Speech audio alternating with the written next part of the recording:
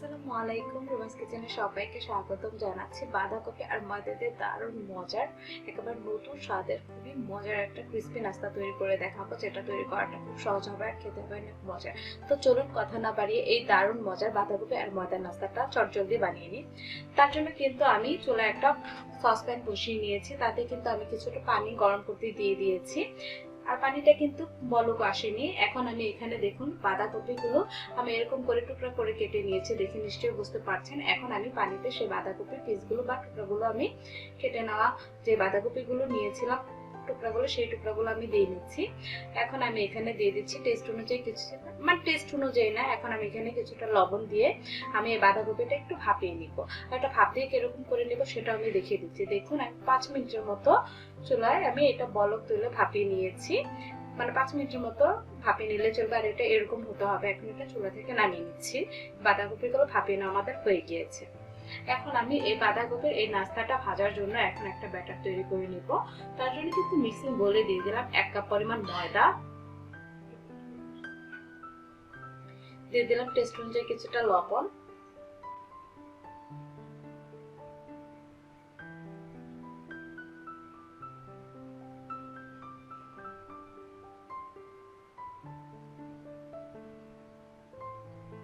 দিয়ে দিলাম হাফ চা চামচ পরিমাণ চিলি ফ্লেক্স,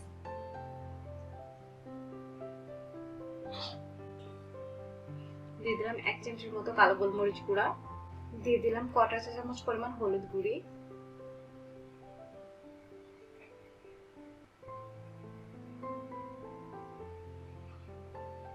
দিয়ে দিলাম হাফ চা চামচ পরিমাণ চাট মশলার গুঁড়ি।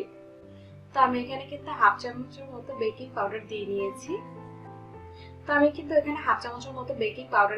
আর দিয়ে দিলাম 1 চিমটির মতো বেকিং সোডা। এতে করে কিন্তু নাস্তাটা বেশ অনেকক্ষণ সময় ধরে ক্রিস্পি আর মুচমুচে থাকবে। এখন আমি এখানে দিয়ে দিচ্ছি প্রায় 2 টেবিল চামচের মতো কর্নফ্লাওয়ার। এতে করে কিন্তু এই পাকোড়াটা বা চপটা খুবই ক্রিস্পি হবে আর খেতে ভীষণ ভালো লাগবে। এখন 2 টেবিল চামচের মতো কর্নফ্লাওয়ার দিয়ে নেবার পর এখন সবগুলো উপকরণ আমি একটা চামচের সাহায্যে খুব ভালোভাবে মিশিয়ে নিচ্ছি।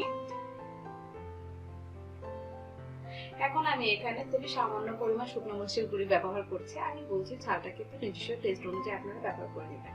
তো আমি এখানে 1/4 চা চামচ পরিমাণ শুকনো মরিচের গুঁড়িটা দিয়ে এখন খুব ভালোভাবে ময়দা আর সবগুলো উপকরণের সাথে আমি মিশিয়ে নিচ্ছি।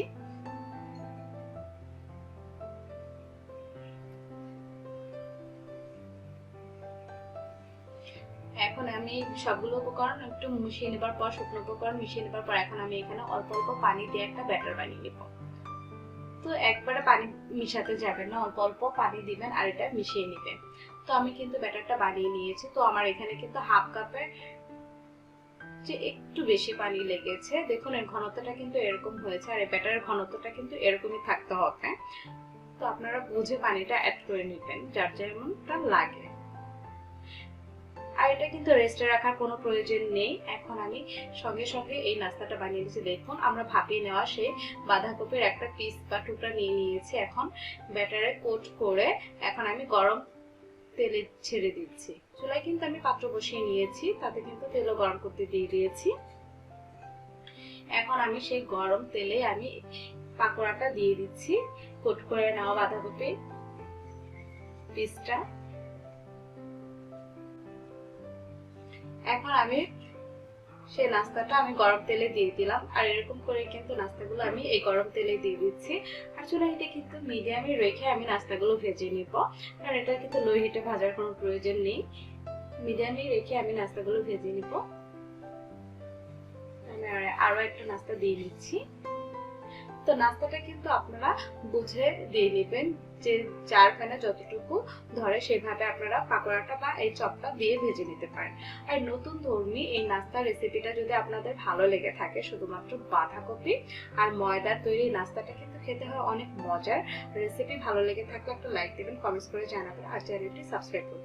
দেখুন উল্টিয়ে পাল্টিয়ে কিন্তু পাকোড়াটা বা চপটা কিন্তু আমি খুব ভালোভাবে ভেজে নিয়েছি আর কালারটাও কিন্তু মাশাআল্লাহ অনেক সুন্দর এসেছে, দেখে নিশ্চয়ই বুঝতে পারছেন।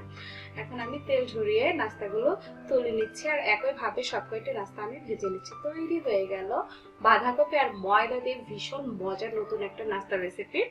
আর এটা কিন্তু বাসা অবশ্যই তৈরি করে খাবেন আর খেতে কিন্তু ভীষণ মজার আর খুবই টেস্টি আর খুবই ক্রিস্পি। দেখুন একটা ভেঙে দেখিয়ে দিচ্ছি, এটা দেখুন ভাঙাটা দেখে নিশ্চয়ই বুঝতে পারছেন এটা কতটা ক্রিস্পি হয়েছে আর খেতে কিন্তু অনেক মজার হয়েছে।